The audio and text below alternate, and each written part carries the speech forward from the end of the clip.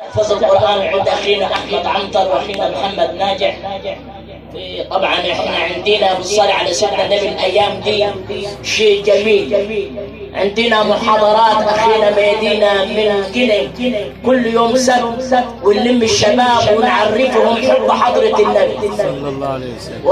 وأيضا أخينا محمد سيد تبع الأسرة الدندروية برضه أما يأتي لنا يوم الأحد ويعلم الأطفال منهج حب حضرة سيدنا النبي محمد. وأخينا أحمد عنتر ومحمد ناجح بيادوا مرتين في الأسبوع يعلمون الأولاد القرآن الكريم. واخينا محمد ياسين ايضا بيروح العنصر النسائي ويعلمهم الفكر الدندراوي. وطبعا ارجو بس من الشباب مقصر معانا معلش، ربنا ان شاء الله يهديهم ويكونوا مناره حلوه لبيت لل وكل الناس تفتخر بيهم ان شاء الله.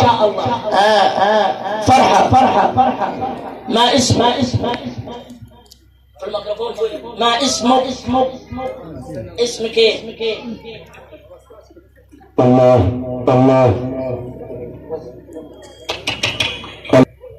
ما اسمك؟ صلاح مين؟ عبد المجيد مين؟ محمد.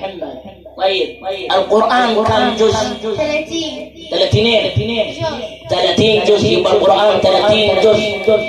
طيب وكم سورة؟ 114 سورة. طيب قولي لي يا فرحة، لكل شيء قلب، وقلب القرآن سورة ياسين. ومن هو ياسين؟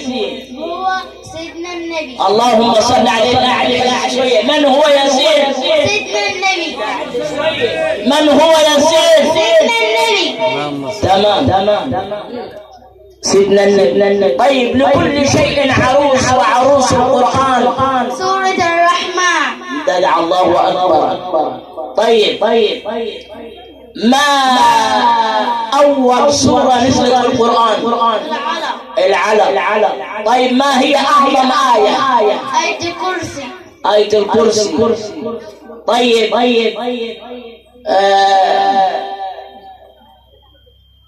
إن الأفضل أبوك الشيخ صلاح ولا سيدنا النبي؟ يا شيخ ما تكذبين.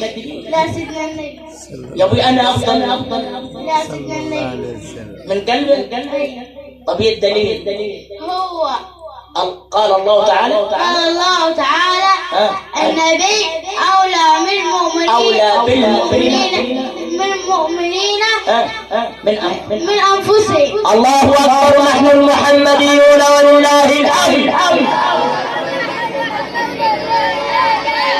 أبوك اللي أحسن ولا سيدنا النبي؟ ما تكذبش. إن الأفضل أمك ولا سيدنا النبي؟ ما لولا سيدنا النبي ما كانت أمك ولا كان أبوك. يبقى لا الأفضل. مين الأفضل؟ الله شكرا يا فرح.